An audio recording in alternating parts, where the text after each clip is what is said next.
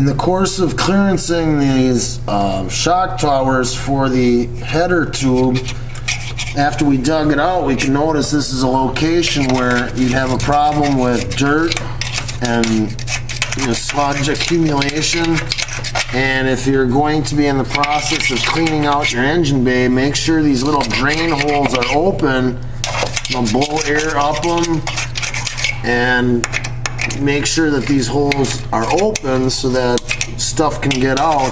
And if it would continue to hold wetness, then they would rust out.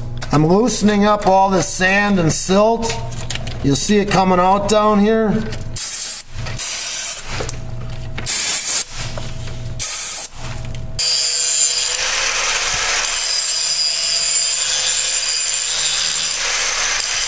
We had the motor out, it's back in, and here's where we are with the fitment of the Javelin. We thought we could get away with just cutting an arch in that shock tower. Right now the motor is perfectly centered on the motor mount pads on the chassis. The bottom portion of that curve that curves out is still just touching that header. So we're going to do a straight cut on that and get that all filled in. So I'm going to take out the mock-up motor right now. There's a jack under the trans and the passenger side header is loose.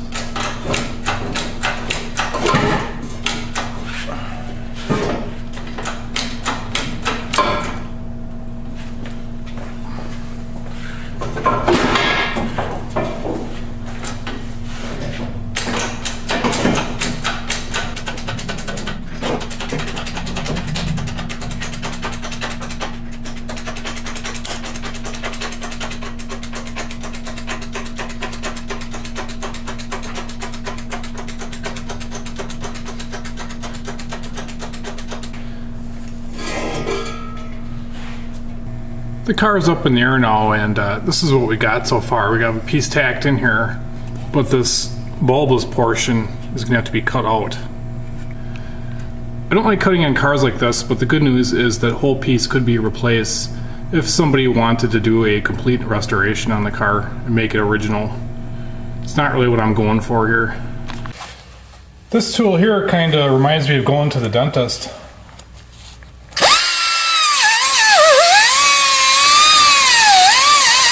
Here's what it looks like after a bunch of cutting and grinding. Here's our initial arch that we cut into it. Now I'm going to fit a piece of metal inside here, make sure there's room behind it so I can still flush this area out with water, and see if I can blend it all in. Here's a look at it with a piece MIG welded in there. There was a little bit of heat here, and when I cut it out too, I actually used an oxyacetylene torch to cut out the top portion here. This car is going to get all new bushings. That should be an interesting video with the trunnion suspension on this car. Here it is after a couple of welding and grinding sessions. I'll give you another angle. Here's a look straight on. I went ahead and finished it with a sandpaper roll to give it a smoother texture.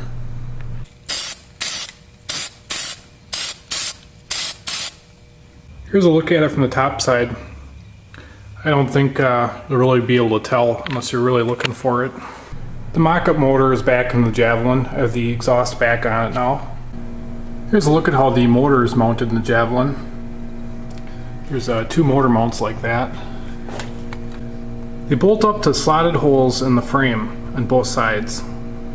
Try to keep my head out of the way here, but you can see this motor can be shifted side to side. Let's do a little inspection on the bottom. It's probably pretty tough to see, but that header's hitting that strut rod mount and a little bit of a sheet metal lip on the frame there. I tried marking it with a soapstone there. Pretty hard to get in there. It's basically hitting right on the back side right here, so I'll have to clearance that a little bit. Here's a look at it from the top now. Plenty of clearance there. Plenty of clearance on the back side. But now that that stuff was clearanced, you can see it's touching right there. And no matter what way I shift the motor, it's touching. It's just barely touching though, so it should be fairly easy to clearance that stuff. And here's one last look at her from the front. See, there's plenty of clearance on that shock tower now.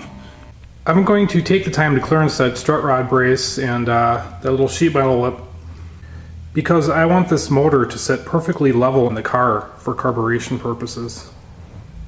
I think that'll be about it on this video. If you found this interesting at all, drop a comment. Otherwise, thanks for watching.